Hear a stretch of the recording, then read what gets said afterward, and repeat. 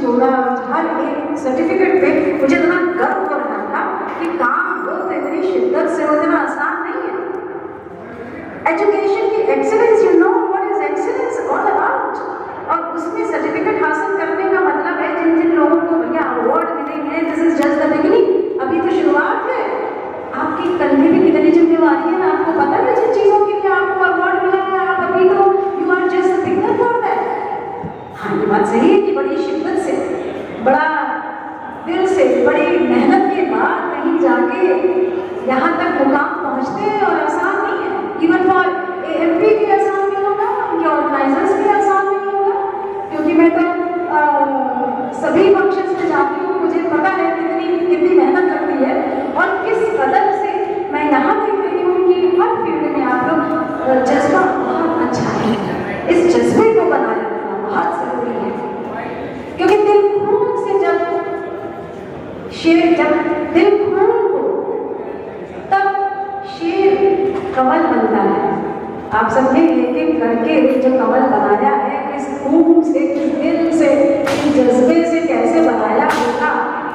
दिल खून हो तब शेर कमल बनता है, अफकार का एक ताज महल बनता है। आसान नहीं तरबियते विजदानी शऊर, मुश्किल से कोई जज्बा गजल बनता है। और मैंने मुझे गजल बनाना देखे, कमल तारा यहाँ देखे, और उससे ज़्यादा मुझे अच्छा लग रहा है, मुझे गर्व महसूस हो रहा है कि इन सबके पीछे कहीं ना कहीं एक गुरु का एहसास है, एक गुरु का टच है। और उस वे में आज जितनी भी धाराएं हैं, जितनी भी आपकी प्रसार, जितनी भी कैटेगरीज हैं, उसमें कहीं न कहीं शिक्षा और शिक्षक का सबसे पहला योगदान है। हजारों जज बन जाते, हजारों वकील बन जाते, करोड़ों डॉक्टर्स बन जाते, करोड़ों क्या नहीं बन जाते अगर शिक्षक ना होता। और ये अवार्ड्स मेरे स्टूडेंट को पता है, उसने अपने शिक्षक को कंट्रीब्यूट किया है। आप सभी लोग अपने अपने शिक्षकों को जरूर डेडिकेट करिए, क्योंकि उन्हीं की वजह से आज आप यहाँ हैं। मैं बड़े गौर से देख रही थी कि कितने युवा, सभी युवा, 2020 का जो सर्वे हुआ है उसके हिसाब से जो हमारा देश है वो युवा देश में आता है। क्योंकि जब हम डेमोग्राफिक डिविडेंड की बात करते हैं और जब हमारी पूरी औसतन पॉपुलेशन निकाली जाती है, तब जो हमारी औसत पॉपुलेशन डेमोग्राफिक डिविडेंड पे आती है, दैट इज ऑफ 29 years, क्योंकि we belong to the highest population of course of China. युवा भारत जो युवा है वो सबसे बड़ा अंतरराष्ट्रीय पटल पर हमारा राष्ट्र जो है युवाओं में सबसे ज्यादा, युवा के मतलब उम्र से नहीं, जो प्रौढ़ावस्था में भी है, जो आगे की अवस्था में भी है, when we take it on the average, when it comes to 29 तो all of us, and यहाँ तो बबलिंग तो हुआ युवा, तो हमको तो अपना भारतवर्ष का भविष्य इतना उज्ज्वल नजर आ रहा है, क्योंकि युवा क्या है, युवा ही तो ऊर्जा, युवा ही तो। जब मैं कहीं मंच पे बोलती हूँ तो सबसे पहले, चूंकि आपसे पहली बार उठाते हो, तो कहीं अर्थशास्त्र भी हो तो कहीं ना कहीं थोड़ी सी सबकी उम्मीदें भी होती हैं। ये पहला हमारा आपका सामना बहुत लोगों से हो रहा है, तो अर्थशास्त्री के रूप में कहीं ना कहीं मेरी ड्यूटी भी बनती है कि उसको मैं जस्टिफाई करने के बाद ही मंच से करती हूँ, नहीं तो I will not be justifying my profession. तो मैं देखती हूँ कि ये जो राष्ट्र का सबसे इम्पोर्टेंट कड़ है संपूर्ण राष्ट्रीय युवा है। और युवा क्या है? युवा तो ऊर्जा है, युवा तो परिश्रम, युवा तो सृजन है, युवा ही तो उत्पादक है। यानी you are producing all these, जो मंच के इधर है दे आर प्रोड्यूसिंग, और राष्ट्र में उनकी सेवा जो है उत्पादक के रूप में है। और अगर हम, ये उनका कर्म क्षेत्र है, ये उनका धर्म क्षेत्र है, और यही सब कुछ अर्थशास्त्र है, अर्थशास्त्र नीति अर्थनीति से ज्यादा कुछ है ही नहीं इस दुनिया में। और अगर उनको कर्म क्षेत्र से हटा दें, बाहर निकाल दें, तो आप युवा को देखिए, युवा क्या है।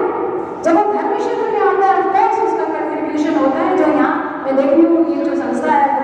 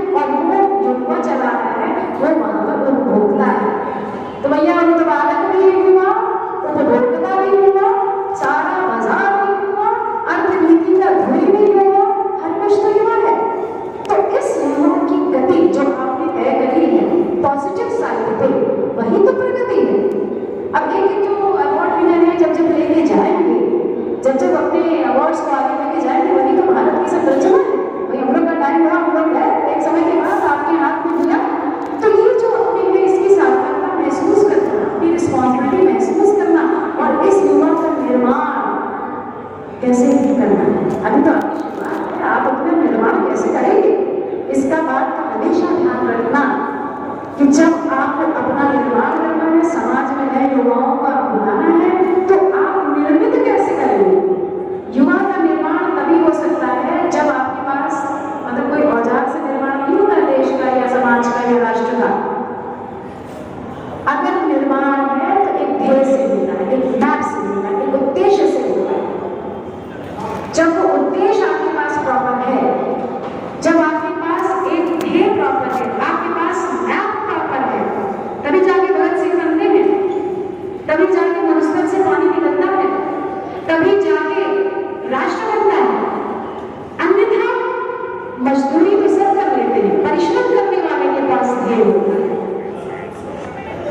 मजदूरी तो सुबह से शाम 10 से 5 बैठ के वेतन भी ले लेंगे, उपार्जन भी कर लेंगे, रोज उसमें घूमेंगे, बार सारा संसार बनाएंगे। आप गड्ढा खोद के सर पे पत्थर चल के आप घूमेंगे, दौड़ेंगे, मेहनत तो आप तब भी कर ले जाएंगे। लेकिन इसमें से जो मिलना है वो युवा जो परिश्रम करता है, जो अपने उद्देश्य को साधता है, जो जानता है कि हमें कहाँ जाना है, वो अर्जुन की तरह एक साधना है। वो अपना लक्ष्य तैयार करता है, कर्म भूमि का, धर्म भूमि का, अर्थ भूमि का, और तब वो उसको आगे करता है। और आपका भेद क्या है? ये आपका सर्टिफिकेट बता रहा है, आपने कुछ हासिल कर लिया, बंदा लेकिन सभी नहीं है डिग्री। तो आपको अपना रास्ता अपना तय करना है, और हर एक वो रास्ता, हर एक वो रास्ता जो संसार में रहा के आप तय कर रहे हैं, आपको ध्यान रखें।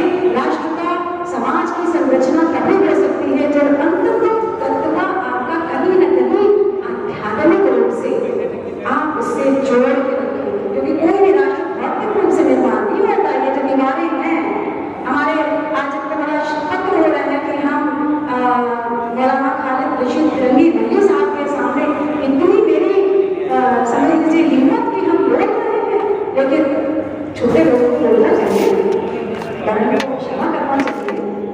और हम इतना अच्छा लग रहा है कि ये कहते हुए आप सबको संदेश देते हुए कि जो भी आप संसार में तो काम करेंगे, वो तो आपकी बेनिफिट है, आपका कर्म क्षेत्र है। लेकिन फाइनली आध्यात्मिकता से जब तक आप नहीं जुड़ेंगे तब तक उसकी पूर्णता नहीं बनेगा।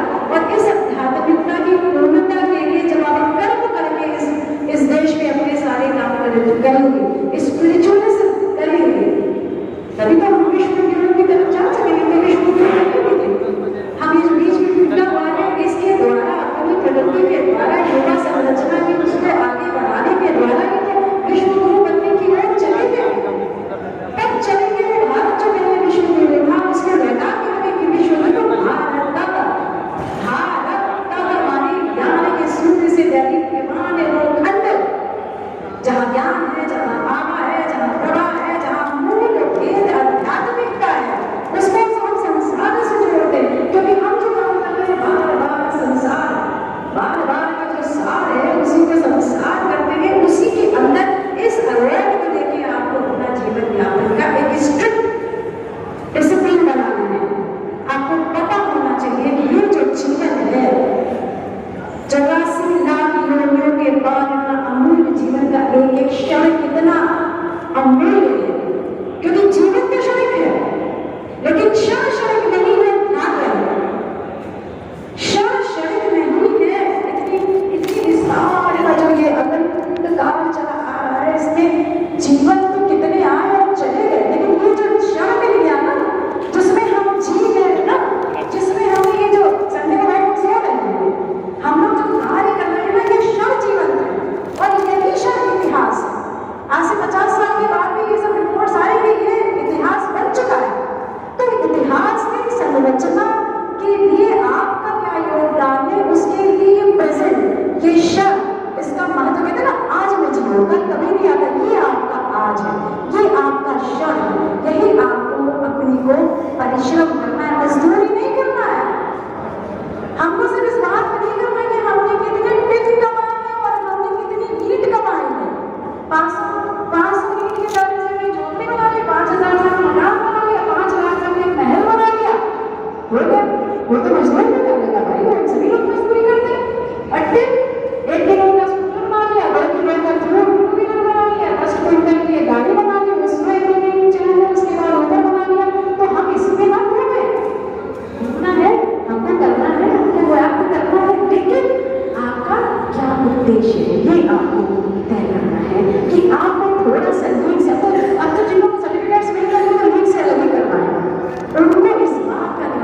रहे हैं कि परिश्रम के द्वारा आपकी नीयत साफ हो, आपकी ईमानदारी स्थिति रहे, आपने अपने कर्म, मैं ये नहीं कहती कि जब आध्यात्मिक बात करने का मेरा वैसे संसार नहीं छोड़ के जाना है, इसी में रहना, इसी में कर्म करना, सिर्फ कर्म करना ही आपकी बस की बात है। उस कर्म में विधि होगा, कर्म में वादिकारिस्ते महाफलेषु कदाचन के माध्यम से आपको अपने राष्ट्र को आगे ले जाना है। इस बात को जब आप समझ जाएंगे, इस उम्र आ गई आपकी समझने की कि जब आप एक उच्चताई पे पहुंच गए हैं, आपको लगेगा मैं बहुत ऊंचे पहुंच गया, लेकिन आप बहुत नीचे आए, उसमें पहुंच जाओगे ना। उस समय आपको नॉन अटैचमेंट इसका वास्तविक अर्थ अपने जीवन में उतारना है। आपको ये जानना है कि ये अवार्ड आपकी जिम्मेदारी बढ़ाता है, ना कि आपको अहंकार, ना कि आपकी तृष्णा, ना कि आपका ईगो। इसको उतार के एक तरफ फेंक दीजिएगा। जितने फल पाएंगे, जितने भी नंबर होंगे, उतने आगे आप जाएंगे, उतने वो आगे तो आप आएंगे। क्योंकि जो अहंकार है, रावण से ज्यादा ज्ञानी कौन, रावण से ज्यादा विद्वान कौन, रावण से ज्यादा वैभवशाली कौन, रावण से ज्यादा इतना बढ़िया उसका विस्तार किसका, एक अहंकार का एक क्षण लगता है। इन दुराचारों से अलग रहने, दुराचार विचारों से अलग रहकर संसार में हर तरह का सुख जो कुछ है उसको पॉजिटिवली से, कुछ अच्छा है, अच्छा है, इसलिए आपके लिए विश्लेषणात्मक दिमाग है, उसको आपके अंदर एक आत्मा है, उसको जब झकझोरी बना देगा क्या लगता है, उसके माध्यम से याद रखिए कि क्या है आप शिवो अहम, न भोजन देने वाले आप, न भोजन करने वाले आप, न स्वयं आपको 5 तत्वों से वो बने विलीन हो जाने में उत्तरवादिमा में वो जो कि खड़े हो जाए तो धूली बदलते, वो चले तो समाज बदलते, और अगर आप सब युवा जुड़ के कार्य से करें तो राष्ट्र निर्माण विश्व गुरु करने में कहीं दूरी थोड़ी नहीं रह जाएगी। I am so proud to see this youth, this young generation and the way. और एक बात चूंकि मैं कन्वीनर मिशन शक्ति भी हूँ, तो अगर मैं इस बात का जिक्र ना करूँ तो मेरी बात अधूरी रह जाएगी कि एक मोहतरमाएं जवानी हैं। तो so I am so proud of you बच्चे। महिलाओं को आपको बता दूं, महिलाओं से बात करती हूँ, पुरुषों से बात नहीं करती हूँ। महिलाओं को थोड़ा अंडरस्टिमेट करके अगर कोई देख लेता है तो डरे नहीं, क्योंकि ये धूल जो है बाप में जब भगवान ने सोचा होगा कि उसको सृजना करने में करना बचेगा, और जब गलत तो उसको मैं हर जगह नहीं पहुँच पाऊंगा, तो उसने हर जगह माँ को रख दिया। तो हम तो ईश्वर के पुत्र हैं, और हमसे ज्यादा कौन शक्तिशाली हो सकता है कि दूसरे की खुशी के लिए तुम आगे बढ़े। हम चाहते हो बाबा शिव में सब कुछ है, लेकिन हमें इतनी सहनशीलता चाहिए। परिवार के लिए परिवार बनाइए, अपनी शर्म हया रखिए, परिवार के महत्व को समझिए। अगर वो थोड़ी हमने हिला दी, करियर तो बनाना बहुत आसान है, परिवार बनाना हमारा ही काम है। तो जब आप उसको गवर्नमेंट रिस्पॉन्सिबिलिटी महिलाएं समझ सकती कि बाहर तो आएगी तो कहीं भी जाएगी, वो बेहतर करने जाएगी दूसरे पक्ष से, वो तो आगे नहीं, चलो ठीक है, तुम्हें करना तो अगर आगे बढ़ते हैं तो बड़ा जाए तो रख देते हैं, चलो तुम खुशी रहो। दूसरा पक्ष का इतना बड़ी करना नहीं है। ये हम हैं कि जो दुर्गा भी हैं, तो जो लक्ष्मी भी हैं, तो हम सरस्वती भी हैं, और फिर दूसरे पक्ष को जब वो उतरते हैं विश्व के मैदान में, चाहे वो कुश्ती का मैदान हो, चाहे वो अंतर्राष्ट्रीय ब्यूटी पार्लर का मैदान हो, किसी क्षेत्र में हम आए तो हम आगे होते हैं। लेकिन हमारे सबसे बड़ा हथियार, हमारे सबसे बड़ा जो हमारा प्रेशियसनेस है, वो है भारतीय नाम की बात कर रहे हैं, भारत की बात नहीं कर रहे हैं, लोगों के अपने परिवार की बात कर रहे हैं। वो है हमारी शर्म, हमारी हया और हमारे बढ़ने का आदर, हमारा संस्कार, और वो परिवार जहाँ है। इससे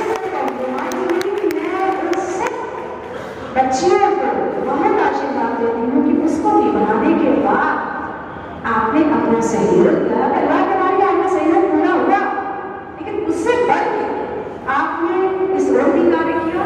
आपको एक अवार्ड भी, एक प्रतीक है मान सम्मान का, आपने वो रखा। और अगर मैं पुरुषों से बात कर रही हूँ अपने सर से बात हर हक की तरह याद करिए मुझे एक सबक के तरह। एक लाइन मैंने पुरुष से बात करी है, बाकी सब महिलाओं से।